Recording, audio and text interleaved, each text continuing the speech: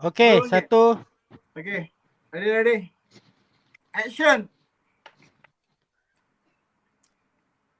Hai, Assalamualaikum. Selamat tengah hari kepada semua penonton yang sedang menyaksikan live ini. Bersama dengan saya hari ini adalah Firdaus dari Oproton, saya sendiri Lutfi dari E2 Oproton dan juga Marketing Officer dari M-Bank iaitu Cik Najwa. Okey, Cik Hai. Firdaus, boleh teruskan? Okey, saya akan terangkan sikitlah tentang Proton MC Moto.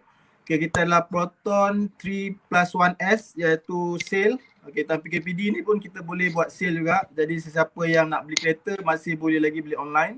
Okey, kedua servis pun still dibuka tapi still kena buat appointment dulu lah sebelum masuk. Walk in tak diterima. Okey, ketiga spare part. Kalau ada sesiapa nak beli spare part, accident ke apa, boleh contact Proton MC Moto. Dan keempat adalah body and paint. Kalau tercalar ke ataupun nak cat kereta ke, boleh jumpa dekat Proton MC Moto. Okey, jadi Lutfi, teruskan. Okey, saya Lutfi dari itu Proton. Saya juga bekerja di Proton MC Motors sebagai marketing assistant. Okey, jadi sepanjang pengalaman saya bekerja di MC Motor ni, saya banyak menguruskan berkaitan dengan pinjaman yang untuk golongan yang pendapatan kurang daripada 1,500. Jadi kebanyakan mereka memerlukan kereta tapi kekangan dari segi kelayakan menyebabkan mereka tak boleh nak beli kereta. Jadi tujuan saya membantu mereka adalah untuk dapatkan kereta untuk family, untuk diri sendirilah. Jadi sepanjang tempoh saya berkhidmat ni, banyak jugalah kita jumpa kes-kes yang loan kena reject, especially yang gaji bawah 1,500 lah. Jadi saya ada satu kira mekanisme yang boleh membantu golongan-golongan macam ni untuk dapatkan kereta. Tapi bergantung kepada jenis kereta yang dia nak lah. Kalau macam gaji 1,500 ke bawah tu, kita biasanya propose untuk Saga lah. Sebab kalau lebih dari Saga tu memang tak boleh lah. Itu pun kita tahulah kan macam mana kan. Okay, jadi Najwa pula boleh perkenalkan diri? Okey. Saya Nur Najwa, marketing officer daripada M-Bank. Saya bekerja dengan M-Bank ni almost dah 6 months lah. Tapi sebelum tu dah ada experience dengan CMB Bank. Marketing officer juga almost 3 tahun. So bab loan insurance loan ni dah saya dah boleh tahulah macam mana customer nak apply. Melalui dokumen diorang kita dah boleh review tengoklah kelayakan diorang. Okey, jadi first soalan kita adalah tentang basic question lah. Kenapa, apa dokumen yang diperlukan lah? Untuk M-Bank, apa dokumen yang diperlukan untuk buat loan? Okey, kalau untuk individual ni kita perlukan 3 saja dokumen. IC, lesen, payslip untuk 3 bulan yang paling terkini dengan bank statement 3 bulan yang reflect gaji. Sama jugalah. Lesen kalau dengan M-Bank ni kita boleh pakai referral punya lesen kalau hirer tu ataupun customer yang nak beli tu tak ada lesen. Contoh kalau referral ni dia boleh guna mak ayah, abang, kakak, adik. Macam itulah. As long dia punya binti dengan bin tu sama macam dia punya nama, bapak dia punya nama lah. Okey, lepas tu untuk SSM. Sekarang ni banyak saya dapat feedback daripada salesman kan. Banyak yang SSM nak try apply. Small enterprise punya company nak try apply loan kan. Kalau untuk SSM ni kita perlukan IC, lesen, sama juga macam individual. Lepas tu nak SSM dia dengan bank statement. Bank statement untuk 6 bulan. Sama ada personal loan, personal account ataupun business punya account. Untuk M-Bank ni dia tak kisah personal ataupun business, sama je kita boleh guna. Lepas tu kalau dia ada declare income tax, kita pakai income tax. Which one lah yang mana better? Kalau personal statement punya tinggi, kita akan pakai personal statement punya tinggi. Kalau dia declare income tax yang tinggi, kita pakai income tax lah. Which one yang tinggi lah. Itu saja dokumen yang perlukan untuk individual dengan SSN. Okay, saya nak tanya, kalau katakan macam orang tu individual, dia sole proprietor lah, maknanya syarikat dia sendiri, berstatus enterprise, contoh macam dia tak ada current account, kita faham lah, buka current account ni memang agak mahal. Jadi kebanyakan yang sole proprietor ni, dia just gunakan dia punya saving account je sebagai dia punya tempat simpan pendapatan dia. Kalau yang macam tu macam mana? Boleh, kalau dengan M-Bank kita orang boleh guna. Personal saving punya account kita boleh guna. So dia tak payah pergi buka lah. Setengah kan customer bila dia dengar dia nak buat loan, dia pergi buka. Tapi tak boleh guna kan account tu sebab tak ada keluar masuk duit lagi. So guna yang dah ada, yang saving yang dah ada. Okay. Jadi untuk yang katakan orang tu tak ada pekerjaan tetap, maksudnya dia based on freelance lah. Requirement untuk freelance tu macam mana? Like macam dia sole proprietor, dia ada SSM tapi dia masuk dalam saving account dia. Macam mana bank buat pengiraan berdasarkan dia punya pendapatan tu? Sama ada potongan berapa persen ke macam mana? Okey, kalau untuk freelance kan, freelance pun sama juga macam SSM. Dia perlukan SSM, saving account punya statement. Kalau melalui saving account statement tu kita ambil pada bahagian kredit dia. Bahagian kredit untuk 6 bulan. So kalau duit masuk tu kita akan kira melalui situlah. Kredit melalui kredit dia lah. So kalau yang freelance ni dia boleh apply tapi dia kena ada SSM dengan duit masuk. Kena ada. Kalau nak try apply, kena make sure yang kredit masuk tu lebih banyak. Itulah untuk 6 bulan lah. Okey, untuk pengiraan, katakan pendapatan orang tu dalam tempoh 6 bulan adalah katakan 40,000 ya. Jadi pengiraan tu adalah sama ada 40,000 bagi 6 bulan ataupun 40,000 bagi 6 bulan darab berapa persen? Kalau untuk freelance ni kita orang ambil 8% saja daripada dia punya total kredit tu lah. Okey, so maknanya 48,000 bagi 6, lepas tu kali dengan 8%. Yes. Okey. Saya ada satu soalan. Ini soalan memang cuma sikit lah. Apakah sebab utama loan tak lepas? Sebab paling utama sekali loan tak lepas ni, kita kena tengok record SECRIS je. Kalau record SECRIS je ni kosong, sekarang ni bank dia akan tengok record SECRIS yang paling penting. Kalau customer tu dia clean, macam banyak yang customer saya dapat feedback, dia cakap, record saya clean, SECRIS clean, patutnya senang lah approve kan sebab saya tak ada apa-apa pinjaman. So saya punya gaji ni memang cukup lah sebab tak perlu bayar apa-apa komitmen. Salah sebab kalau bank tak nampak SECRIS dia, bank tak boleh tengok karakter customer ni untuk payment yang seterusnya. Macam nanti pada masa depan kan, bank tak boleh tengok dia punya karakter. Macam mana dia boleh bayar ke tak bila dia bila bank luluskan loan dia. So untuk mudahkan loan lulus, kena ada SECRIS. Tak kisahlah kereta ke, rumah ke, personal loan ke, credit card ke. Dan sekarang kalau macam orang-orang muda sekarang ni, bawah pada 30, dia orang ambil motor. Kalau motor melalui yang kredit, dia boleh masuk dalam SECRIS. So tu satu advantages untuk orang muda lah. Bawah 30 ni kalau nak senangkan lulus loan dia boleh ambil motor. So bila motor tu dah 6 bulan, SECRIS dia dah consider ada SECRIS. So better untuk senang loan lulus ada SECRIS. Motor pun termasuk dalam SECRIS ke? Motor? Ya. Loan motor. Okay, sebab orang ramai ingatkan motor CITOS kan?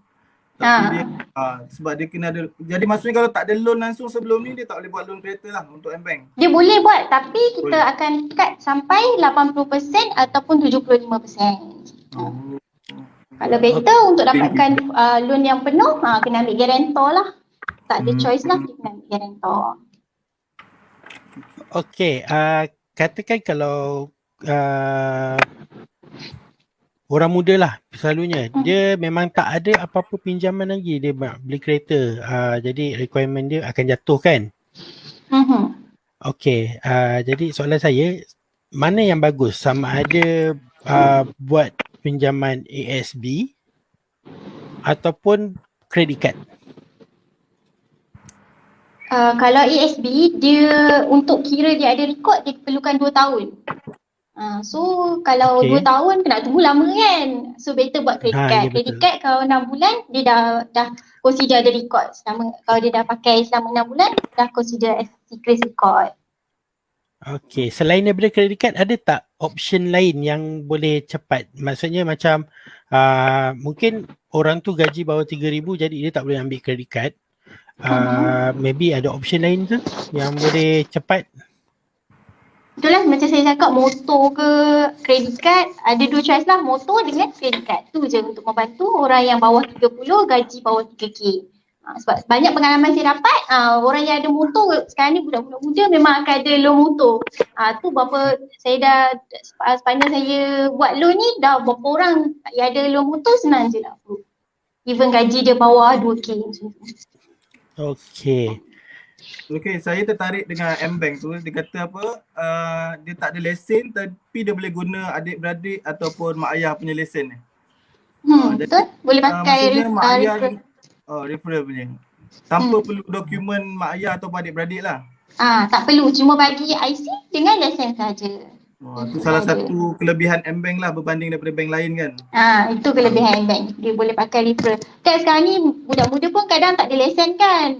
Banyak Betul. saya tengok salesman, dia orang dah ambil dokumen, tak ada lesen, dia orang okey, customer stop, dia proses loan tu stop dekat situ. Tak ada lesen, tak boleh nak proceed. Padahal bila datang ke bank, kita boleh pakai referral punya lesen lah. Okey. Okey. Satu good jugalah. Kalau nak pilih M-Bank. Betul? Okey, satu lagi, ada jugalah yang jadi sebab utama loan tak lepas tu sebab scoring rendah. Walaupun orang tu ada komitmen tapi dikategorikan sebagai scoring rendah. Jadi boleh bagi tahu tak apa antara faktor yang menyebabkan scoring tu rendah? Scoring rendah, satu faktor yang paling utama ni dia punya pekerjaan. Maybe kalau high risk, kalau bank tengok customer ni high risk, so walaupun dia ada komitmen, maybe dia high risk, maybe for future dia tak boleh nak buat repayment balik. So bank buat dia jadi, scoring dia jadi rendah lah. High risk, kalau high risk pekerjaan ni pun salah satu faktor penting yang buatkan scoring tu menjadi rendah. Lepas tu dia punya natural business company pun sama juga. Kalau company tu kita tengok bukan government ataupun enterprise kecil-kecil ni pun salah satu punca menyebabkan customer punya scoring jadi rendah lah. Okay, contoh-contoh high risk apa kalau pekerjaan yang contoh high risk kalau orang tak tahulah? Kalau contoh high risk punya customer macam perkilangan, manufacturing, dia bekerja dengan benda-benda berat, contoh technician ke, engineer ke, dia bermain dengan kerja-kerja berat kan. Lepas tu driver pun salah satu juga. So contoh-contoh pekerjaan yang high risk lah. Security guard pun kira high risk juga lah. Lebih high risk juga lah. Tapi kalau dia punya secret cantik ataupun dia punya kadang security guard ni pun dia ada OT. Bila OT tu consider gaji dia lebih sikit. So bila masuk dalam sistem, tengok scoring dia okey, memang boleh approve lah. Tak ada masalah tu. Dengan pemandu lori Pemandu lori pun dikira? Dikira high risk jugalah. High risk juga. Okey. Driver lah gitu. Ni ada satu soalan. Okey, dia tanya, "Hai, saya nak tanya kalau buat pinjaman dengan pay later masuk dalam SIKRIS ke?"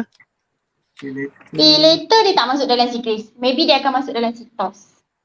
Okey, dia akan masuk dalam SITOS ya. Jadi SITOS tu diambil kira ke atau tidak? Kalau melalui M-Bank, SITOS dengan SIKRIS memang dia ambil kira. Okey.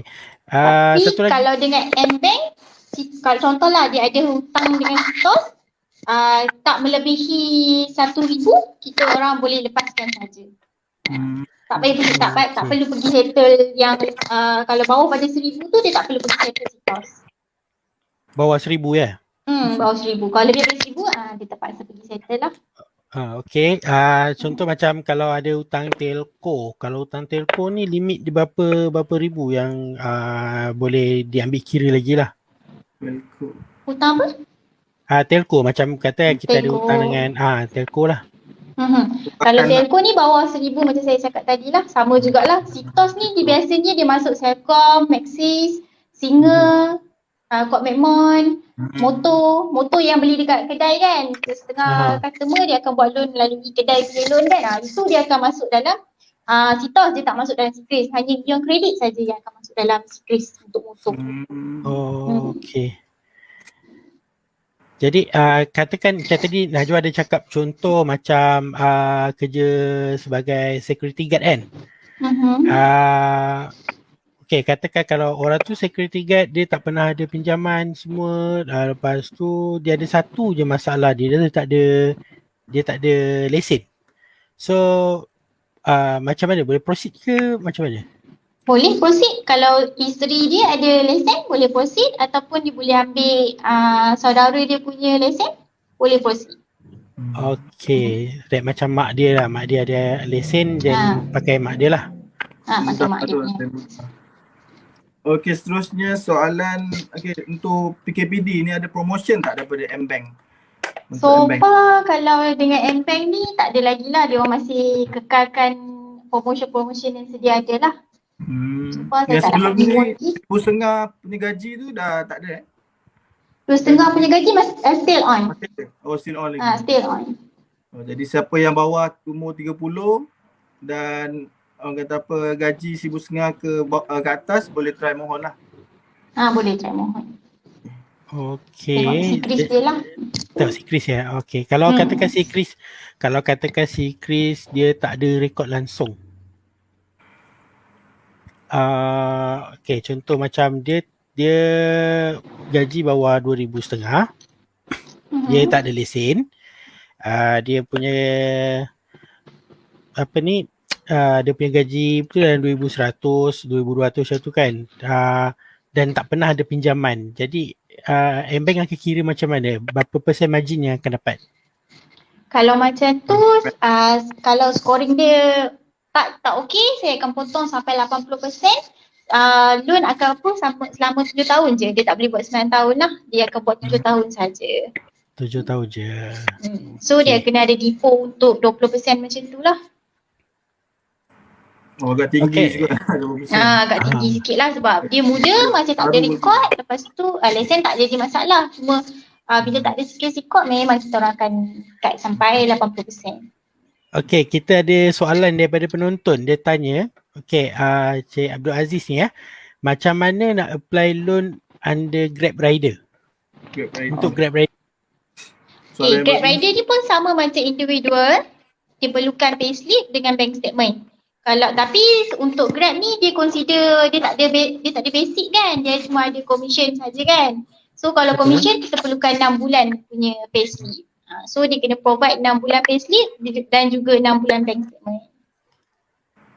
Sama macam freelance tadi lah, dia akan sama macam tapi freelance lain. Freelance dia macam SSM, dia kena ada SSM.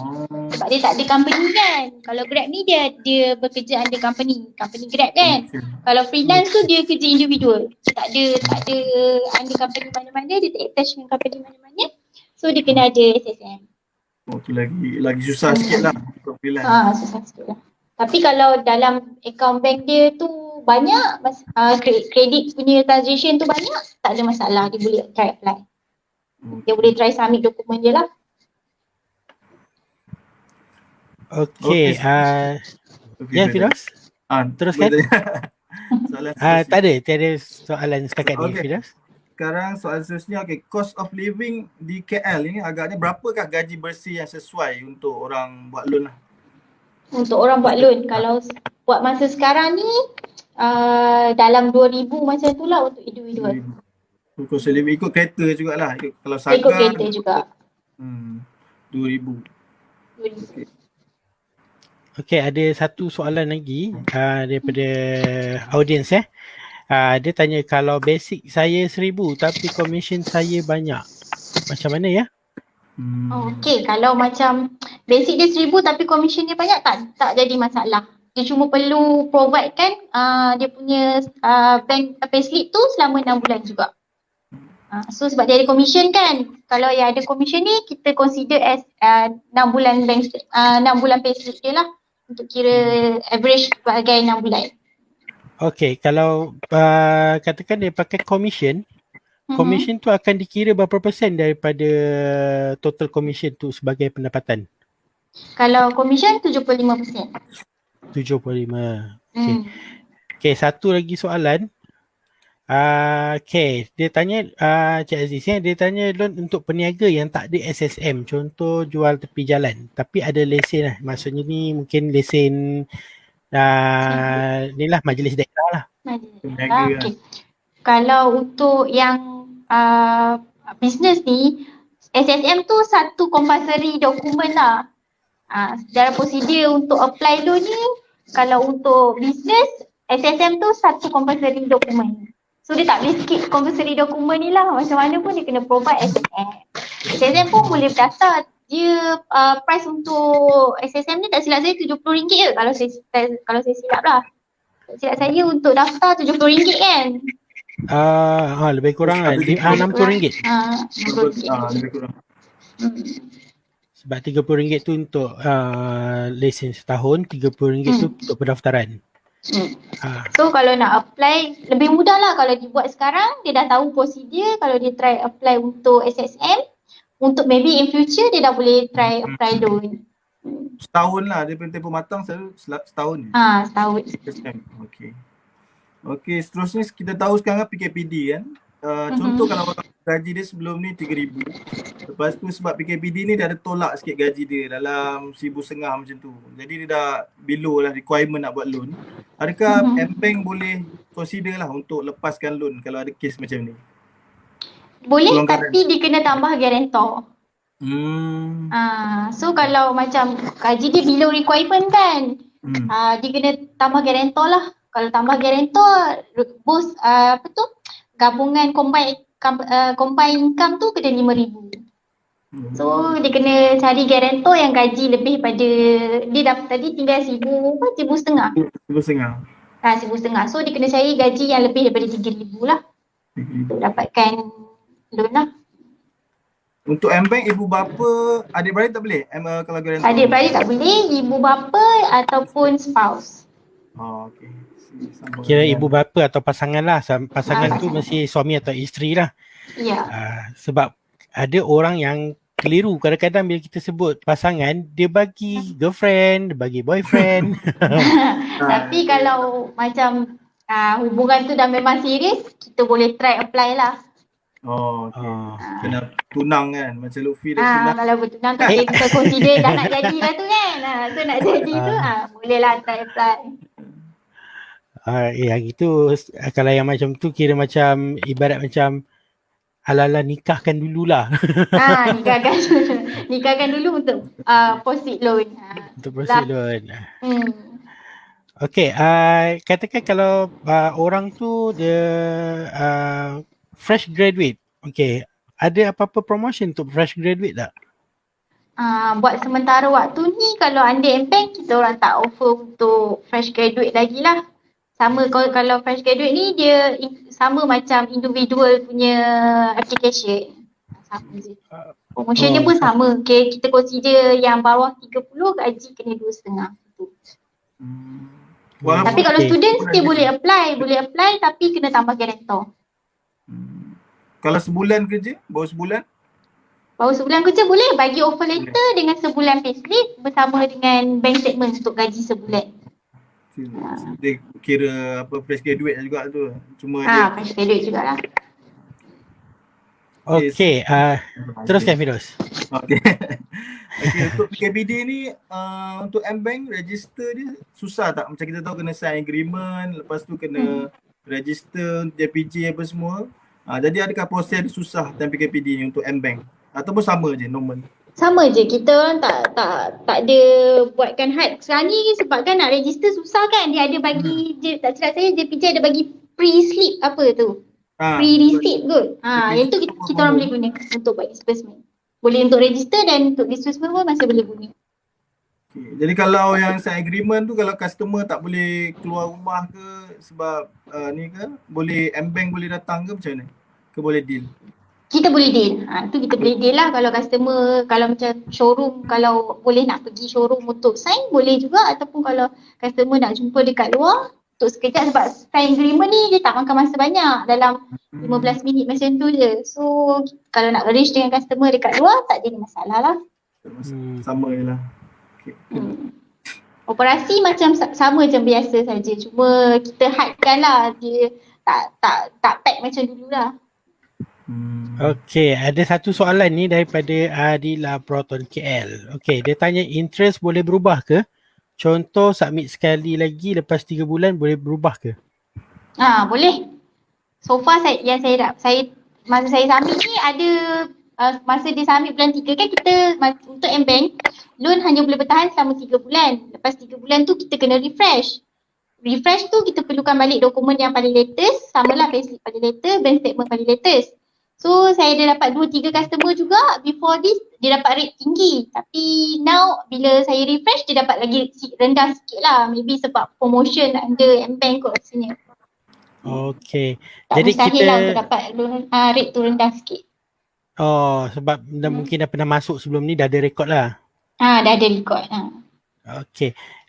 Jadi kita berehat sebentar, nanti kita sambung lagi dengan ada satu topik yang lebih hangat. Okey, kita berehat sebentar ya. Okay.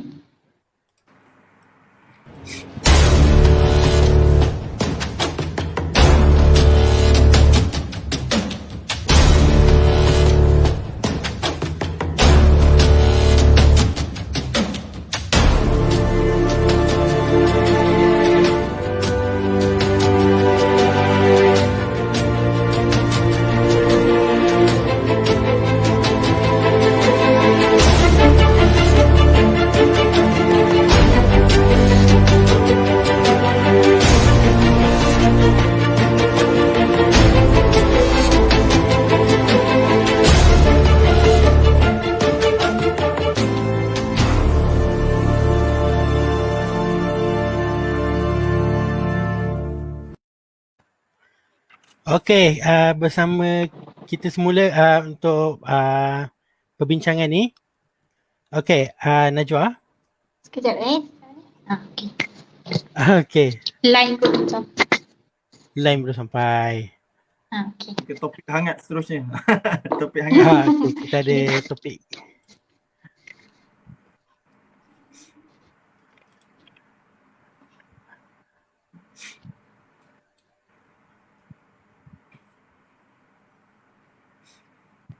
Sebab ni ada satu soalan yang hangat juga ni. Wah, ni Orang- banyak soalan ni.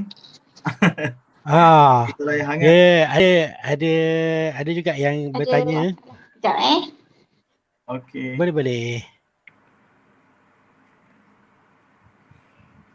Okay.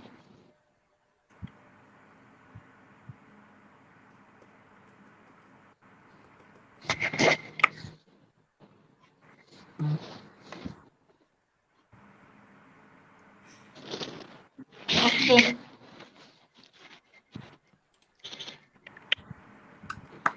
Okey, jadi kita ada satu soalan ni. Contohnya ada orang bertanya, kenapa interest rate tak sama? Ada orang dapat contoh ada orang dapat 3.17, ada orang dapat 2.98. So ada yang membandingkan kenapa interest rate tak sama? Apa yang menyebabkan interest rate tu tak sama? Okay. Interest rate ni dia basically lah, dia melalui komitmen customer tu. Macam saya cakap lah, stiker sikot ni memang paling penting sekali lah. Melalui stiker sikot tu, customer boleh tengok customer punya scoring. Macam contoh lah, ada 2 orang pekerjaan sama. Saya bagi contoh nurse lah kan. Government, dua-dua nurse, lingkungan umum pun sama. Tapi dia orang punya komitmen tak sama. Ada yang seorang ada kereta, seorang tak ada kereta. Seorang ada rumah, seorang tak ada rumah. So dekat situ pun effect dia punya scoring juga. Maybe seorang akan dapat tinggi sikit, maybe seorang akan dapat rendah sikit. Sebab dia based on kita orang M-Bank punya scoring. Dia based on commitment dengan salary lah. Kiranya. Salary dan secret record. Okay. Jadi, okay. Pada pendapat Najwa lah. Ni topik hangat lah. Orang tanya pasal moratorium. Okay. Pada pendapat Najwa, patut tak ambil moratorium untuk kereta? Buat masa sekarang ni. Kita tahu kan, sekarang ni pun ramai yang effect pasal ni kan, PKPD. Kalau moratorium ni saya advisekan untuk orang yang loan dia hanya tinggal 2 atau 3 tahun lagi. Orang yang dah nak habis loan tinggal 2-3 tahun, dia effect because of this PKPD, dia better ambil. Kalau orang yang baru ambil ni, kalau dia ambil moratorium, for later dia kena bayar interest rate yang tinggi sikit dengan jangka masa yang lebih panjang. Tapi tak salah pun, sebab kalau kita tengok individu tu lah, kalau dia sangat ter-effect dengan PKPD ni, better ambil lah. Tapi kalau macam tak effect, loan pun masih baru, advice saya macam tak perlulah untuk ambil, sebab dia buatkan kita punya, maybe in future kita nak buat loan lain lagi, contoh nak ambil rumah ke, personal loan ke, dia akan effect dalam kita punya scoring. Jadi bila kita ambil moratorium tu memang akan effect pada scoring, scoring secret memang akan effect ya? Ya, untuk future nantilah. Okay, dan ni ada satu soalan lagi. Okay, dia bertanya, customer dia blacklist PTPTN 60,000, dah 7 tahun tak bayar. Yang ini boleh dibantu atau tidak? Okay, kalau dengan M-Bank ni, PTPTN tak jadi masalah bagi kita orang. Tapi kalau dia pergi restructure PTPTN tu, bila dekat dalam secret, dia ada state restructure ataupun reschedule lah. Itu memang tak boleh buat apa dah. Sebab dia dah restructure. Bank ni kalau customer yang restructure, memang susah untuk proceed loan ke depan lah. Apa-apa loan pun, kereta ke, personal loan ke, kalau restructure memang susah untuk memang. Okay, contohnya macam katakan dia memang dari awal tak pernah bayar PTPTN, macam kes ni lah. Memang dari awal tak pernah bayar PTPTN, dah 7 tahun tak bayar, kiranya still boleh proceed lah.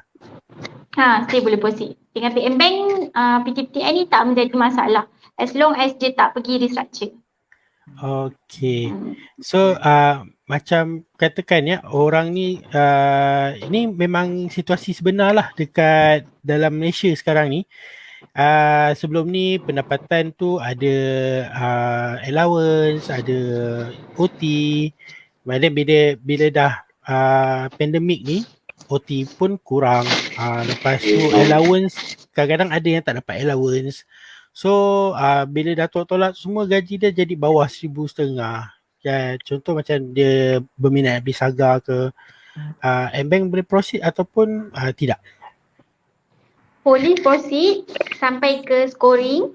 Kita tengok scoring, kalau boleh approve, kita approvekan. Tapi kalau tengok scoring dia effect, kita orang request guarantor lah. Okay, like macam saya sendirilah, saya ada jumpa beberapa orang yang memang nak beli kereta ni. Dia dah ada loan motor, lepas tu dia ada PTPTN yang dia still continue bayar lah. Okay, soalannya, macam sekarang ni dia nak beli kereta tapi sebab gaji dia dah jadi bawah 1,500, adakah dia perlu settlekan loan motor ke, atau dia perlu settle kedua-duanya sekali, motor dengan PTPTN? Untuk melayakkan kereta Saga. Dia tak perlu settle, dia just tambahkan guarantor je. Okay, dia sebab cari guarantor lah.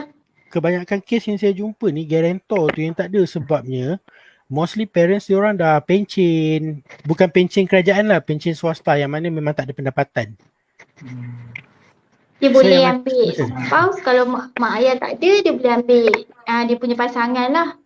Tapi Ah. kalau bawah 30 untuk gaji bawah daripada 2,000 ni memang mostly bank akan request guarantor. Okay. Tak pun So, dia akan cut sampai 80% lah. kat 80%. Okay, katakan macam dia insist dia nak settlekan loan motor. Like, okay, contoh saya ada satu customer yang saya still hold lagi. Pendapatan dia bekerja dengan GLC, tapi pendapatan dia sekarang ni tinggal 1,000, kalau masuk dalam akaun pun dalam 1,530. Okay, lepas tu dia ada PTPTN 180 sebulan dengan motor 140 sebulan. Jadi kalau katakan dia settle loan motor, adakah dia ada potensi untuk dapatkan loan kereta? Boleh, kita boleh cuba sampai ke scoring. Macam saya cakap lah, kalau scoring okey ataupun kalau scoring tak okey, kita akan reduce sampai 80% lah. Okay, sebab kes dia tak ada guarantor sebab parents dia dan seorang dah meninggal, seorang lagi memang tak bekerja lah, kerja kampung. Jadi dia memang belum ada pasangan lagi. Kiranya baru 2 tahun bekerja lah dengan syarikat GLC. Jadi itulah yang menyebabkan saya terpaksa hold dulu dokumen dia. Sebab saya nak dapatkan kepastian dari bank-bank lah, yang mana bank mana yang boleh ambil. Jadi kalau kes macam customer saya tu, M-Bank boleh proceed tak? Boleh proceed, kita akan try 80%. 80%. Okay. Itu kalau dia dah settle motor lah. Kalau dia dah settle motor lah. Sebab PTPTN tu akan dikira sebagai komitmen dia atau macam mana? PTPTN kalau dengan M-Bank dia akan kira sebagai dia punya komitmen. Salah satu komitmen dia lah. Okay, saya pun ada satu orang kata problem lah. Kebanyakan customer saya pun ada satu masalah dia kerja bawah company tapi dia tak ada EPF atau KDSP, dia tak ada. Tapi gaji quite okay lah, dalam 3,000. Adakah M-Bank boleh consider kalau kes macam ni? Customer ada, company ada masukkan duit dalam bank tak? Ada masukkan. Cuma dia tak ada EPF. Semua tak ada EPF. Boleh proceed. As long as bank nampak company tu bayar gaji dekat dia, ada bukti, boleh proceed. Dia kira berkelayakan lah jugalah. Berkelayakan juga. Okay, ada satu soalan dari audience, Adila Safi. Okay, dia tanya orang yang berpencen boleh jadi guarantor ke? Boleh. Kalau yang pencen ni, dokumen yang diperlukan, dia punya penyata pencen dalam My Pesara tu, yang paling latest lah 2021 punya, dengan bank statement. Dengan bank statement je. Dengan IC sekali lah. Dengan IC. So kiranya ada macam setengah bank dia minta kad pencen. Kadang-kadang yang berpencen yang jenis macam pencen GLC, dia tak ada kad pencen, dia cuma ada kira statement pencen je. Yang tu macam mana? Boleh proceed as long as ada dia punya penyata pencen tu. Umur tak ada had umur untuk pencen, tak ada had umur. Kalau M-Bank ni sampai 70 lah. 70 juga. Okay, satu soalan lagi dari segi cost of living sekarang. M-Bank kira cost of living tu macam mana? Kalau calculation DSR dekat bandar dalam 60% macam tu lah. Gaji kasar 60% daripada tu kita consider untuk proses loan tu. Jadi kiranya macam M-Bank masih lagi pakai format DSR lah. Debt service ratio. Okay. Sebab kadang-kadang ada juga bank yang pakai cost of living dia dah fix, like macam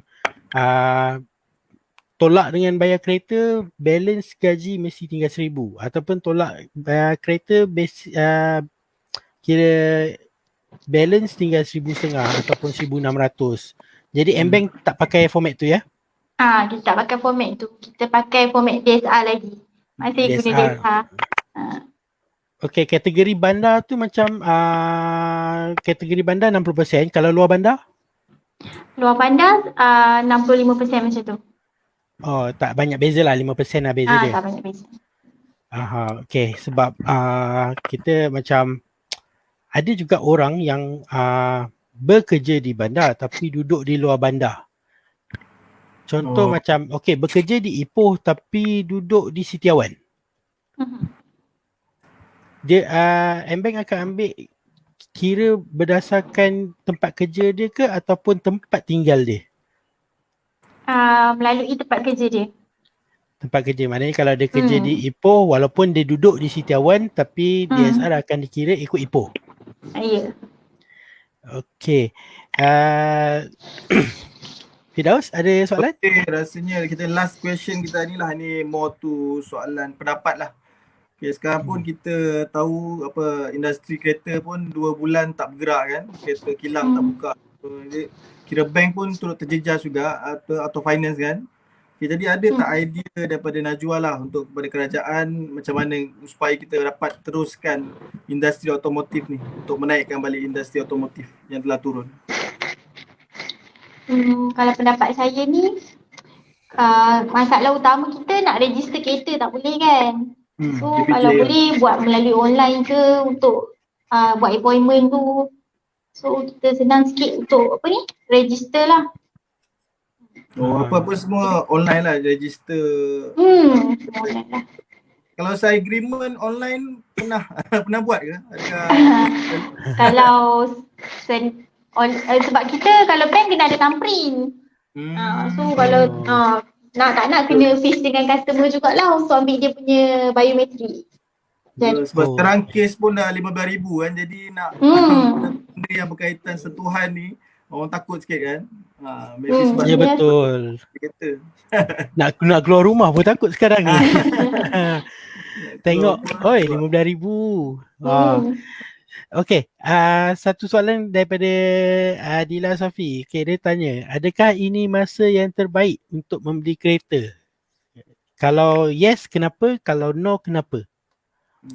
Kalau untuk orang muda, bagi saya memang penting lah sebab kita pun nak kerja kan. Fresh grad pun makin setiap tahun pun kita tahu yang fresh grad ni pun makin setiap tahun pun ada yang ramai keluar lebih 10,000, lebih 20,000 kan. So memang kita perlu pekerjaan. So kalau untuk orang muda ni saya cakap membeli kereta ni satu keperluan lah.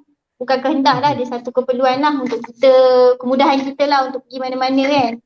Sekalipun kalau nak kerja pun ada yang travel daripada satu negeri ke satu negeri untuk bekerja. So satu keperluan lah. Kalau untuk orang yang dah berusia sikit, bukan satu keperluan lah lagi. Sebab kalau nak buat loan lagi untuk masa sekarang, susah sikit lah. Moratorium pun 50-50, ada yang membantu, ada yang tak membantu. Okay, betul-betul. Okay, tapi itulah macam sekarang ni apa yang saya lihat lah untuk masa sekarang ni, fresh grad dia nak beli kereta untuk keperluan dia, nak pergi kerja semua, tapi satu je masalah dia, nak menyediakan orang kata down payment. So ada apa-apa yang Najwa boleh bagi pendapat ke, like macam okay, side kita orang sebagai sales advisor, kita orang akan cuba sedaya upaya dapatkan macam 100% loan ke ataupun mungkin kurang sikit daripada 10% ke. Jadi pendapat Najwa macam mana? Kalau untuk yang fresh grad ni mostly dia tak decrease kan. Betul. Kalau boleh untuk dapatkan full loan ni dia kena prepare guarantor lah. Kalau tak ada guarantor, no choice. Dia memang kena sediakan deposit lah. Sebab kadang-kadang fresh grad pun ada juga kelebihan dia sebab dia pun tak ada loan lagi yang besar-besar kan. Nama dia pun clean lagi. Maybe untuk dia buat loan pun tinggi juga, chance dia tinggi juga kan. Jadi digalakkan lah fresh grad beli. Berbanding orang yang dah ada loan rumah, loan macam-macam lagi. Jadi ganggu komitmen dia kan. Betul.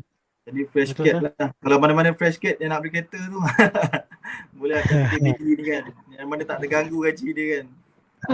Lagi satu ada juga kes yang orang sebelum ni dia bankruptcy, lepas tu status bankruptcy dia dah clean, tapi masalahnya dekat sitos masih remark lagi ada hearing.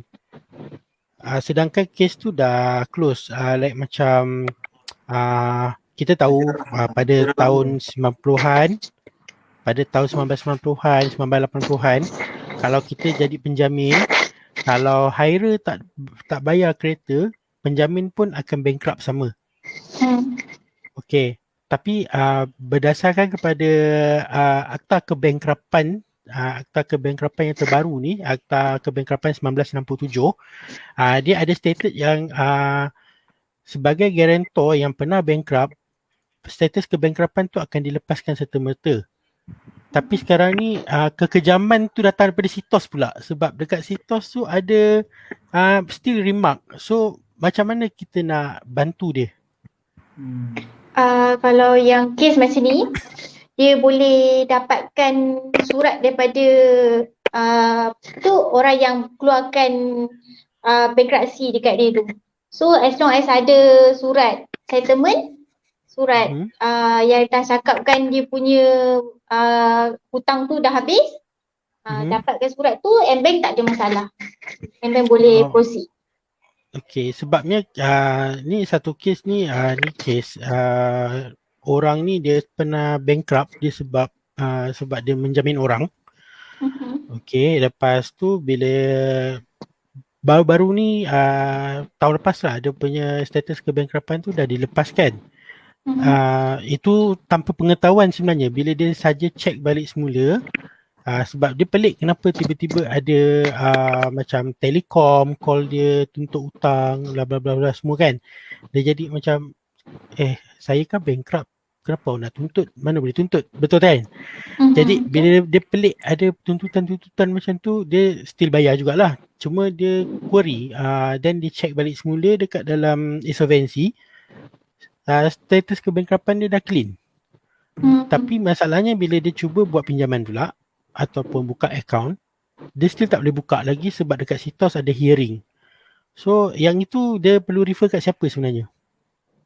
Dia boleh pergi dekat orang yang keluarkan status bankruptcy dekat dia, sebab dia orang je yang boleh hilangkan status tu melalui sitos. So macam contoh macam kes dia ni, dia better ke insolvency lah. Macam kira macam sebab dia tak tahu siapa yang lepaskan dia punya status kebankrapan tu. Jadi dia kena cari orang tu ke ataupun dia boleh refer ke insolvency? Dia charge bankrupt tu untuk loan apa? Just bankrupt tu untuk loan kereta. Dia pernah jadi penjamin kat orang, penjamin orang lah untuk beli kereta pada tahun 1988 ke 89 lah. Dan kereta tu pun dah hilang dan orangnya pun dah hilang. Jadi baki tunggakan tu 51,000. Jadi dia memang dah cakap lah dia memang takkan selesaikan sebab bukan hutang dia. Okay. Jadi adakah dia perlu selesaikan dulu ke atau macam mana? Sebab bank tu pun dah tak ada dah merging dah. Kita tahu kan BBNB Kewangan dah jadi bank lain. Sebab tu zaman-zaman pergi ke insolvency lah. Insolvency. Untuk face to face lah, maknanya dia kena minta pelepasan tu. Okay, Firdaus ada soalan, Firdaus? Rasa ada soalan lagi tak? Sebab kita pun dah dekat 1 jam. Dah 50 minit dah. Kejap lagi itulah sekejap je sebabnya topik-topik ni memang kebiasaannya orang akan orang lebih nak tahu prosedur bank macam mana, sebab ramai juga yang tanya kenapa loan kena reject ni. Ada orang gaji dia besar. Okey, tak dinafikan lah, ada juga gaji 4,000, 5,000 tapi bila kita submit loan tak lepas. Ada yang scoring rendah. Lepas tu petikai, ada juga yang petikaikan kenapa beli kereta ni tiba-tiba orang lain dapat interest rendah, kenapa saya dapat tinggi? Common Itu yang question kan. kita buka topik ni sebab kita nak audience tahu lebih clear lah kenapa scoring tu akan effect, macam mana scoring tu akan effect dia punya interest rate. So Najwa pun dah bagi penerangan tadi, dah clear. Jadi mungkin tak akan ada lagi lah persoalan-persoalan macam tu kan. Kita pun sebagai supervisor kita akan alert dengan benda tu. Bila customer tanya benda tu, at least kita sendiri pun boleh jawab bagi pihak bank kan. Sebab sales advisor ni lebih kurang macam separuh bank, separuh kereta. Sebab kita pula yang kena jawabkan bagi pihak bank kan. Okay, nanti pun maybe kita akan bawa kepada bank-bank lain pula punya orang kata MO, supaya kita boleh tahulah bank lain punya special punya offer kan. Okay, jadi betul. kepada siapa yang sedang melihat ni, bolehlah follow Proton MC Motor Setapak. Okay, jadi kita akan buat live dari semasa ke semasa untuk anda update tentang info Proton. Okay, itu saja. Ada soalan lagi daripada ni Facebook? Okay, setakat ni Tak ada. ada soalan lagi? Tiada. Okay, jadi Firas teruskan. Okay, jadi tiada. Okay, kita ucapkan terima kasih lah kepada Najwa. Terangan yang jelas, jawapan yang jelas daripada Najwa. Okay, insyaAllah kalau siapa ada kes, salesman mana daripada KL ada kes, kita boleh bagi kepada Najwa. Okay, kita akan letakkan nombor Najwa lah nanti di Proton MC Motor Setapak. Okay, dan Luffy? Okay, terima kasih juga pada Najwa kerana beri penerangan yang jelas. Jadi kita pun dekat sini kita tahu macam mana kita nak bantu pelanggan, especially macam saya lah. Saya banyak terima permohonan daripada orang-orang yang gaji rendah, ada yang kadang-kadang basic tak lepas semua kan. Jadi at least saya dapat bantu mereka untuk dapatkan kereta dengan ilmu yang kita dapat pada hari ni. InsyaAllah kita akan cuba bantulah. Sebab misi saya sebagai sales supervisor ni adalah satu je. Saya nak bantu orang untuk dapatkan kenderaan, sebab kita tahu kenderaan sekarang ni adalah keperluan.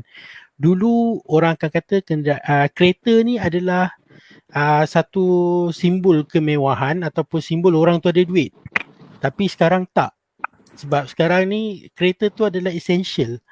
Benda tu, especially di bandar lah. Sebab kita tahu pengangkutan awam pun ada, tapi kadang-kadang kalau tempat kerja tu jauh daripada pengangkutan awam tu, ada juga orang yang boleh bawa motor. Kalau boleh bawa motor tu tak ada masalah, tapi mostly tak boleh bawa motor. Bawa kereta pun bawa auto, tak boleh bawa manual. Jadi dekat situ benda tu sebenarnya keperluan. Jadi itu sebab kita bawakan live ni, sebab kita nak diorang kira macam audiens ni akan tahu apa yang diorang perlu buat sebelum diorang buat keputusan nak buat pinjaman kenderaan. Jadi terima kasih sekali lagi Kak Najwa sebab sudi bersama live hari ni. Okey, Najwa ada sebarang kata-kata? Okey, terima kasih kerana jemput saya untuk bagi penerangan berkenaan pinjaman loan ni. Kalau ada yang berminat untuk apply loan ni, boleh datang ke Proton MC Motor Setapak, dekat saja, dekat KL. So kalau nak apply, boleh bagi dokumen dekat SA yang ada dekat showroom nanti. Okey, kita sama-sama lah, kita bantu kita. Okey, Assalamualaikum. Kita akhiri dengan selamat tinggal. Okey, terima kasih. Terima kasih.